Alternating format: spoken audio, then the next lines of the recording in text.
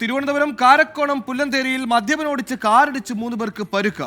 Bike യാത്രികരെ car ഇടിച്ച് തെറിപ്പിച്ചു. അശ്വതി മകൻ അഭിനവ് കൃഷ്ണ, സഹോദരന്റെ മകൻ അദ്വൈത് എന്നിവർക്കാണ് പരിക്കേറ്റത്. വെള്ളട സ്വദേശി രാഹുലിനെ പോലീസ് പിടികൂടി. ഉമേഷ് ബാലകൃഷ്ണൻ ചെയ്തു. ഉമേഷ്, എന്താണ് സംഭവിച്ചത്?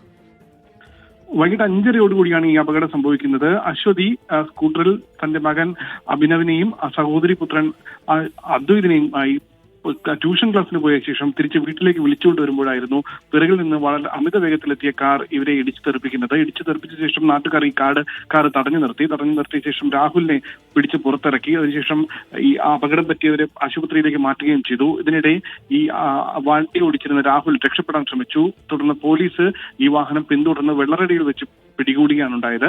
അതിനുശേഷം നടത്തിയ പരിശോധനയിൽ വാഹനം ഓടിച്ച രാഹുൽ മദ്യപിച്ചിട്ടുണ്ട് എന്ന് പോലീസിന് വിവരം കഴിച്ചു.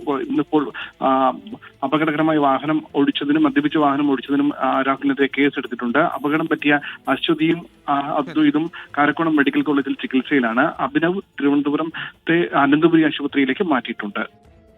മദ്യപിച്ചാൽ കിക്ക് തീർക്കേണ്ടത് നിരത്തിലല്ല. നിങ്ങൾ കിക്ക് തീർക്കാൻ നിരത്തിലിറങ്ങുമ്പോൾ നിങ്ങളുടെ ജീവന് മാത്രമല്ല ഭീഷണി. മദ്യപിക്കാതെ എല്ലാ നിയമങ്ങളും പാലിച്ച് കൃത്യമായി വാഹനം ഓടിക്കുന്നവർക്ക് കൂടി നിങ്ങൾ ഭീഷണിയാകുന്ന ഒരു സ്ഥിതിവിശേഷം കൂടി ഉണ്ടാകുന്നു.